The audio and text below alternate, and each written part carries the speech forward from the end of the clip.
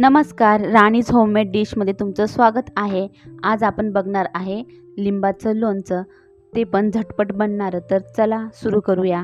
त्यासाठी लागणार आहे 1 वाटी बारीक करून घेतलेला गूळ, 3 चमचे बेडगी मिरची पावडर, त्याचबरोबर सैंधव मीठ चवीनुसार आणि 9 ते 10 लिंबू। तर आता हे लिंबू आपल्याला कट करून घ्यायचे आहेत। एका लिंबाचे आपल्याला 8 भाग करून घ्यायचे आहेत।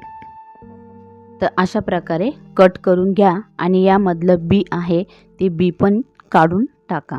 तर इथे मी याच पद्धतीने सर्व लिंबू कट करून घेणार आहे।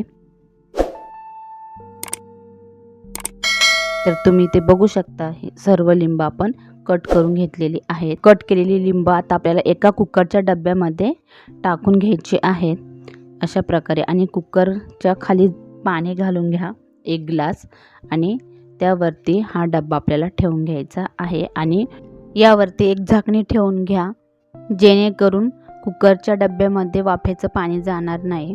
कुकरचं झाकण लावून आपल्याला मीडियम गॅसवरती 4 शिट्ट्या करून घ्यायच्या आहेत। कुकर थंड झाल्यानंतर मगच ओपन करा।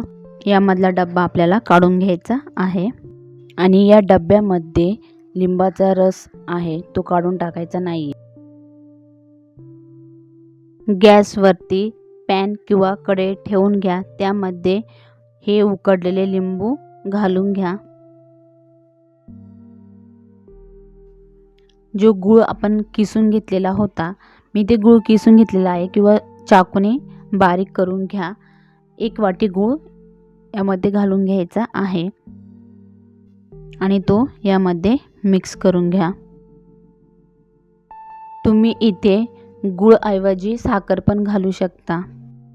आता इथे गूळ वितळलेला आहे। आता आपल्याला यामध्ये मिरची पावडर घालून घ्यायची आहे। फार तिखट नसते बेडगी मिरची पावडर। आणि पुन्हा व्यवस्थित मिक्स करून घ्या। बेडगी मिरची पावडरने छान असा कलर येईल आणि लोणचं आंबट गोड तिखट असं आपलं तयार होईल।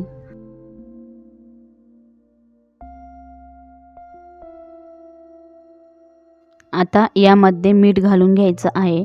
इथे मी सैंधव मीठ घेतलेलं आहे। जवळपास मी 1.5 चमचा इतकं मीठ यामध्ये वापरलं आहे। तर चांगल्या प्रकारे मिक्स करून घ्या। 5 मिनिटं उकळी येईपर्यंत आपल्याला हे शिजवून घ्यायचं आहे। सैंधव मीठ वापरल्यामुळे ते उपवासाला चालतं। काही ठिकाणी सैंधव मीठच उपवासाला खातात, त्यामुळे मी ते मीठ वापरलं, जेणेकरून हे लोणचं आपल्याला उपवासाला पण चालू शकतं। उपवासाचे थालीपीठ, उपवासाचे घावणे यासोबत तुम्ही हे लोणचं खाऊ शकता। हे लोणचं उपवासाला चालतं। 2 दिवस हे लोणचं मुरल्यानंतर खूप छान लागतं।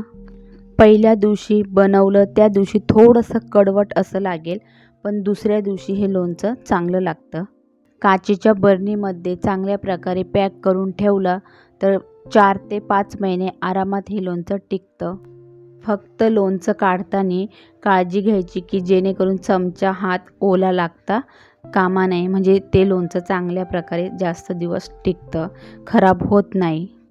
उकळी येऊन 5 मिनिटं झालेली आहे आणि गॅस बंद केलेला आहे। हे थंड होऊ द्या। आता हे थंड होऊन जवळपास 1 ते 1.5 तास झालेला आहे। तर मी एका वाटीमध्ये हे तुम्हाला काढून दाखवते।